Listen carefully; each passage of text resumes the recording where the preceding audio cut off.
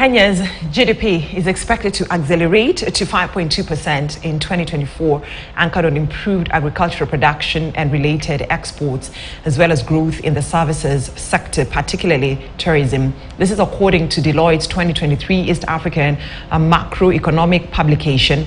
Even though the report projects that inflation is expected to further subside to 5.8% in 2024 due to reduced food inflation, Deloitte remains cautious in its assessment as increased tax rate, higher fuel prices, slower global economic growth, and heightened debt levels could impact consumption, investment, and overall economic recovery.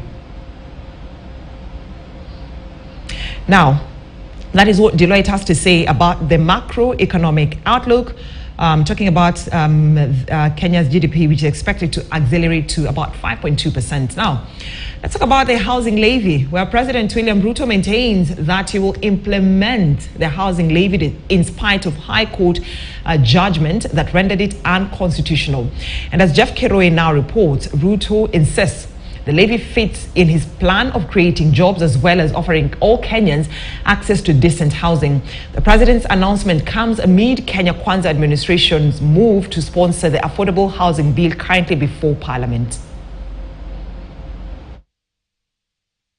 2 weeks after a 3-judge bench of the High Court quashed the housing levy, declaring it unconstitutional for being discriminatory and creating unequal principles, President William Ruto is adamant about pushing ahead with implementing his pet project despite obstacles. We must do it. Korea did it, Singapore did it, Malaysia did it, and that is why they are ahead of us. We know what we must do, but we cannot gather the courage to do it. But this time round, whatever it takes, we are going to implement it. According to President Ruto, the housing levy has been a subject of opposition as it fits in his agenda of economic transformation and offering decent housing for Kenyans. People will come to Kenya and they will not recognize. We will have transformed this country in a very fundamental way. And it is going to take difficult, smart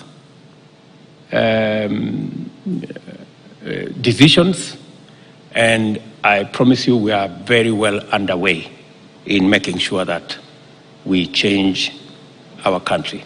We have always, I promise you, all leaders in Kenya, they know what should be done. Everybody knows what should be done, but it never gets done. So this time around, we are going to be intentional, we are going to be deliberate, because we must do it. The 3-judge bench termed the levy discriminatory as it targets only Kenyans employed while excluding those in the informal sector.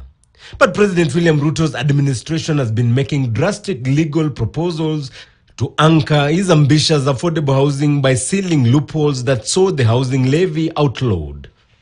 I am very confident in the peoples of Kenya understanding and appreciating where we need to go. That's why I was elected.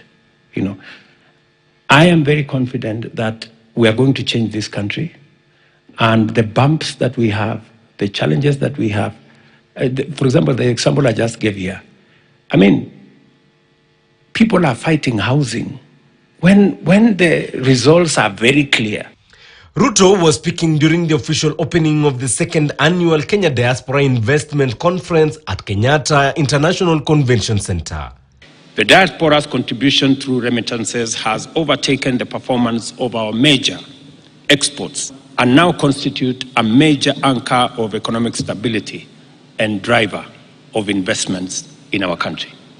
The Kenyan diaspora has truly come of age, and it is therefore important that they take their rightful space in the development agenda of our country. In the engagement, President William Ruto committed that his administration will strive to digitize services by the government, as he emphasized the need for collaboration. Jeff Kiroi, KTN News.